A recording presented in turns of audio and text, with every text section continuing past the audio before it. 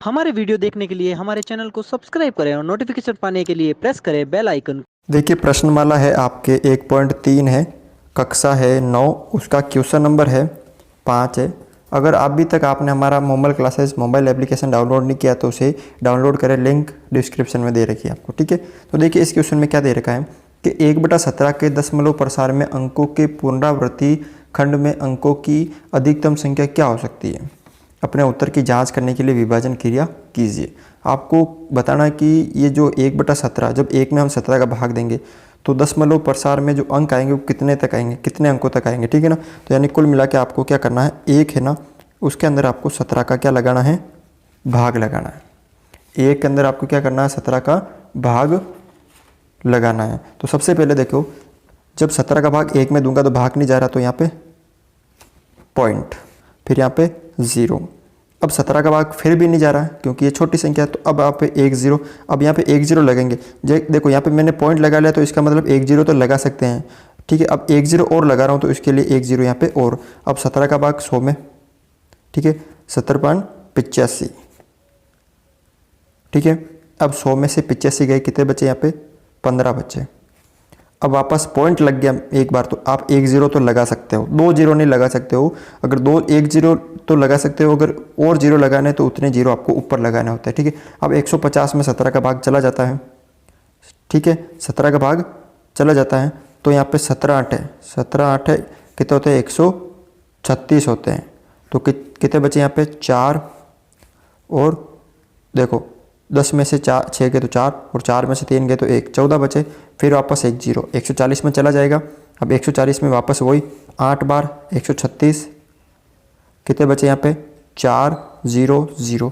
अब उतारा वापस 1 0 क्योंकि एक पॉइंट लगा दिया तो 1 0 लगा सकते हैं। अब 17 का भाग 40 में जा रहा है, कितनी बार जा रहा है, 2 बार, 17 दूना 34, कितने बचेंगे, 6 और 0, 6 से पर बचेंगे यहाँ पे। देखो आगे, अब वापस 0। अब 17 का भाग 60 में देना है, ठीक है, 17 का भाग 60 में देना है तो 70 या 51, ठीक है। तो 60 में से 51 गए, 9 बचे, फिर वापस 1 0, ठीक है। उसके बाद 70.85, ठीक है, 5 बचे, वापस 1 0, ठीक है। उसके बाद क्या हो जाएंगे, 70.85 आ गए। फिर उसके बाद अब 17 का पाड़ा बोलो, 70 दूना 34, 70 3 51, 2 बार जाएगा इसके अंदर, 70 दूना 34। अब कितने बचे, 6 और 1 16 बचे। 10 में से 4 गए 6, 4 में से 3 गया तो 1, अब वापस 1 0, 160 हो गए। अब 160 यानी 17 9 153 होते हैं, 17 9 153। तो कितने हो गए यहाँ पे, 7 बच गए और 0 0, यानी यहाँ पे 7 हो गए, 1 0 हम लगा सकते हैं, ठीक है। इसके नीचे कर रहा हूँ मैं ये वाला 7, ठीक है। अब 1 0 यानी 17 का 17, 70 2 34, 70 51, 70 चौक 68, ठीक है, ये 68। पीछे कितने बचे, 2 बचे, 1 0, 17 एकम 17, फिर 3 बचे, फिर वापस 1 0, 17 एकम 17, फिर कितने बचे, 3 और 1 13 बचे, फिर वापस 1 0, ठीक है। फिर 17 यहाँ पे 130 है तो 17 7 कितने होते हैं, 119 होते हैं, 17 8 136 होते हैं, तो 17 7 कितने, 119। कितने बचे यहाँ पे, 1 1 और 0, उतारा 1 0, 110 हो गई। अब 110 यानी 70 छक्के कितने होते हैं, 102 होते हैं, 70 छक्के 102, कितने बचे, 8 0 0, वापस उतारा 1 0। फिर 80 में 17 का भाग, ठीक है, तो 17 देखो 70.85, 70 85 ज़्यादा है, 70 चौक 68, 70 चौक क्या आएगा यहाँ पे, 68 आएगा। कितने बचे हैं, 2 और 1 12 बचे, यहाँ पे 12 बचे, फिर वापस 1 0 लगाया, इसके नीचे ये है 12, इधर आ गए 1 0 लगाया। फिर 17 7 कितने होते हैं, 119 होते हैं, तो 70 7 119, फिर 1 बचा, वापस 0। अब वापस 17 का भाग 10 में नहीं जा रहा है तो लगा दिया वापस 1 0 और यहाँ पे 1 0, फिर वही वापस 70.85, फिर कितने बचे वापस 15, वापस वो 0, देखो वापस आ गया, 100 150, ये वापस यहाँ से स्टार्ट हो गया 100 150। तो इसके बाद वापस करके देख लो। इसके बाद 150 में कितनी बार जाएगा आपके 8 बार जाएगा, 108 यानी 136। कितने बचेंगे 14 बचेंगे। वापस वही देखो 100 आ गए, 150 आ गए और 140 आ गए। तो इसका मतलब कहाँ से रिपीट हो रहा है, देखो 058 से लेकर वापस 058 हो रहा है, यानी यहाँ तक रिपीट हो रहा है। ठीक है, यहाँ तक रिपीट हो रहा है। तो आपको बस यही बताना था कि इसको क्या लिख सकते हैं, यानी 1/17 इसको हम क्या लिख सकते हैं 0.058823 8823, उसके बाद 529 529, ठीक है 41176747, ठीक है यही आप लिख सकते हो 58823529411767 ये रिपीट हो रही है, उसके बाद वापस रिपीट हो रही है। अब रिपीट ये वाली हो रही है ना 05 यहाँ तक, इसके ऊपर क्या लगा दो बार। तो हम यहाँ पे कह रहा कि अपने उत्तर की जांच करने के लिए हमने विभाजन प्रक्रिया की और हमने ये उत्तर की जांच की, आपको ये लिखा है। तो बस इतना ही आपको सरल करना था। क्वेश्चन नंबर 6 है P/Q, जहाँ Q क्या नहीं होना चाहिए 0 नहीं होना चाहिए के रूप की परिमेय संख्याओं के अनेक उदाहरण लीजिए। आपको 3-4 जितने भी आप अपना उदाहरण ले सकते हो लेना है आपको। और P और तथा Q के पूर्णांक है, जहाँ P और Q क्या है पूर्णांक है जिनका 1 के अलावा कोई अनिर्दिष्ट गुणनखंड नहीं है और जिसका शांत दशमलव हो। ठीक है, यानी आपको कैसी परिमेय संख्या लेनी है, यानी P/Q के रूप में लेनी है जिसका जो दशमलव है वो प्रसार कैसा होना चाहिए शांत होना चाहिए। कैसा होना चाहिए शांत, यानी सेंसफल क्या आना चाहिए उनको सरल करने पे 0। तो क्या आप क्या अनुमान लगा सकते हैं कि Q का कौन सा गुण अवश्य संतुष्ट करना है। तो यहाँ पे सबसे पहले आपको 3-4 उदाहरण लेने हैं। तो सबसे पहला एग्जाम्पल, जैसे मैं 1.1/5 ले रहा हूँ। कितना ले रहा हूँ 1/5 ले रहा हूँ। ठीक है 1/5 ले रहा हूँ। तो अब मेरे को क्या करना है 1 में 5 का क्या लगाना है भाग लगाना है। तो मैं यहाँ पर रफ पेपर पे 1 में जो है वो भाग लगाता हूँ। ये 1 हो गया। ठीक है, इसमें मैं 5 का भाग लगाता हूँ। अब 5 का भाग जा नहीं रहा तो पॉइंट यहाँ पे 0, तो 5 दूनी 10। ठीक है ना 0 आ गया, यानी सेंसफल 0 आ गया। इसका मतलब कैसा प्रसार है उसका शांत दशमलव प्रसार है। तो यहाँ पे देखो इसको हम क्या लिख सकते हैं 0.2। ठीक है 0.02 लिख सकते हैं।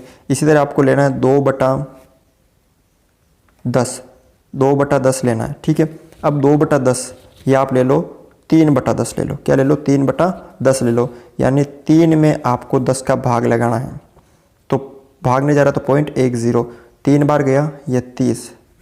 ठीक है 0 बच गया। तो हम क्या लिख सकते हैं 0.3 लिख सकते हैं। इसी तरह 9/20 लेना, आपको क्या लेना है 9/20 लेना है।